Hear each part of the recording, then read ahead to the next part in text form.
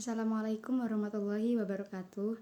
Perkenalkan, nama saya Angelia Suci, NIM 221105030004. Di sini saya dari kelas Akuntansi Syariah 1 menjelaskan materi tentang Arab pra-Islam, mata kuliah Peradaban Islam dan Islam Nusantara.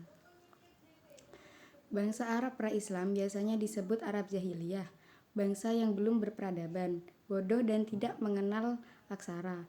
Namun bukan berarti tidak seorang pun dari penduduk masyarakat Arab yang tidak mampu membaca dan menulis, karena beberapa orang sahabat Nabi diketahui sudah mampu membaca dan menulis sebelum mereka masuk Islam.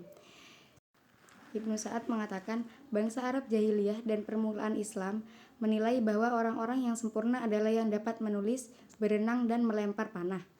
Bahkan Ibnu Habib al-Baghdadi sempat menulis nama-nama bangsawan pada masa jahiliyah dan permulaan Islam. Hanya saja baca tulis ketika itu belum menjadi tradisi, tidak dinilai penting, tidak pula menjadi tolak ukur kepintaran dan kecendikaan seseorang. Jauh sebelum kedatangan Islam, Jazirah Arab bagian utara telah ditemukan tradisi baca tulis. Tradisi tulis-menulis di Jazirah Arab terus berlanjut sampai datangnya Islam. Berdasarkan kabar dari sebagian sejarawan bahwa pada saat datangnya Islam di Mekkah hanya terdapat 17 orang yang dapat menulis. Namun kabar itu menurut Azami belum lengkap, mengingat Mekkah merupakan kota kosmopolitan, pasar barter dan persimpangan. Jalan yang dilalui para kafilah, lagi pula data yang dikemukakan ternyata belum memasukkan sejumlah nama yang juga dikenal memiliki kemampuan tulis-menulis. Meskipun sumbernya benar, Subki al-Salih berpendapat bahwa kabar ini pasti bukan berdasarkan hasil penelitian yang komprehensif, melainkan hanya perkiraan yang masih samar-samar. Dengan demikian, sebetulnya sejak masa pra-Islam, masyarakat Arab sudah memiliki keorganisasian dan identitas sosial yang cukup jelas. Namun karena disebabkan penekanan hubungan kesukuan yang begitu kuat, setia dan solid, maka sering sekali terjadi perperangan antar suku. Akibat dari perperangan yang berlarut-larut inilah yang sepertinya memang sudah menjadi tabiat masyarakat Arab selain sikap kesukuan yang kuat. Kebudayaan mereka tidak begitu berkembang. Walaupun demikian, masyarakat Arab pra-Islam telah memiliki kemampuan lain yang bermanfaat seperti membuat alat-alat dari besi, dan yang paling terkenal tradisi kesusastraan. Masyarakat Arab pra-Islam juga memiliki kemampuan dalam mengubah syair. Bahkan pada masa pra-Islam sering diadakan perlombaan syair di pasar Ukas, yang mana sang juaranya syairnya akan digantung di dinding Ka'bah.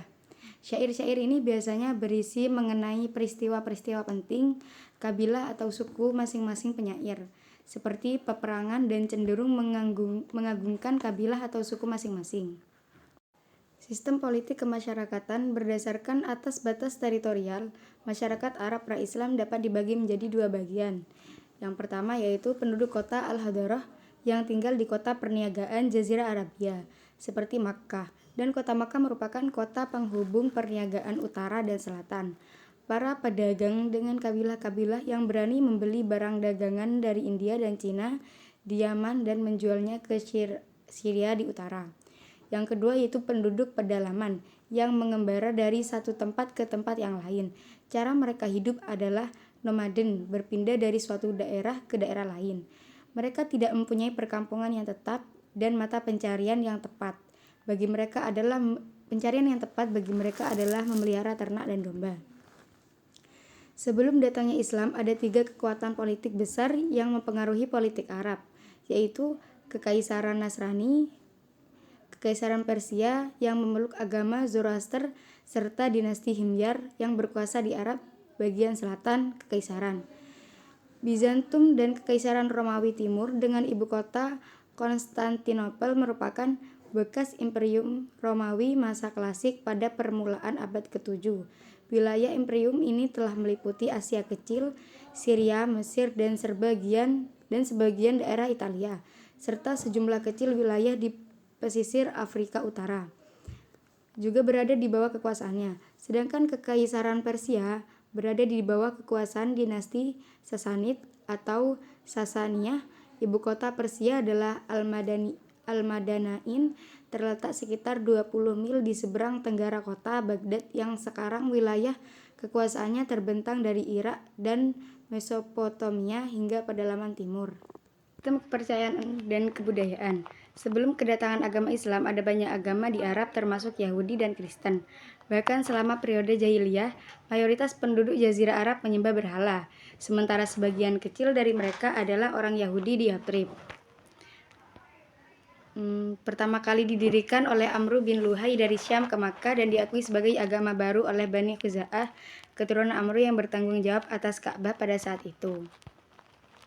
Perkembangan sastra Arab pada masa jahiliyah atau pra-Islam.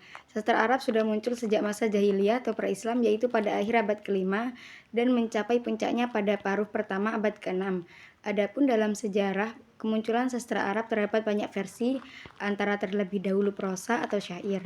Menurut sejarah, munculnya prosa lebih awal daripada syair, karena prosa tidak terikat dengan aturan sebagaimana yang ada di dalam syair. Sementara ulama lugo dan para kritikus sastra berpendapat bahwa keberadaan prosa lebih dulu daripada syair, karena prosa merupakan karya sastra yang bebas dan tidak terikat atau mutlak.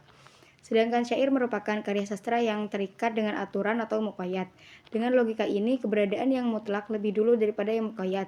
Ibnu Rashid mempertegas bahwa asalnya bahasa atau ungkapan itu berbentuk prosa. Sekian presentasi saya, kurang lebihnya mohon maaf. Wassalamualaikum warahmatullahi wabarakatuh.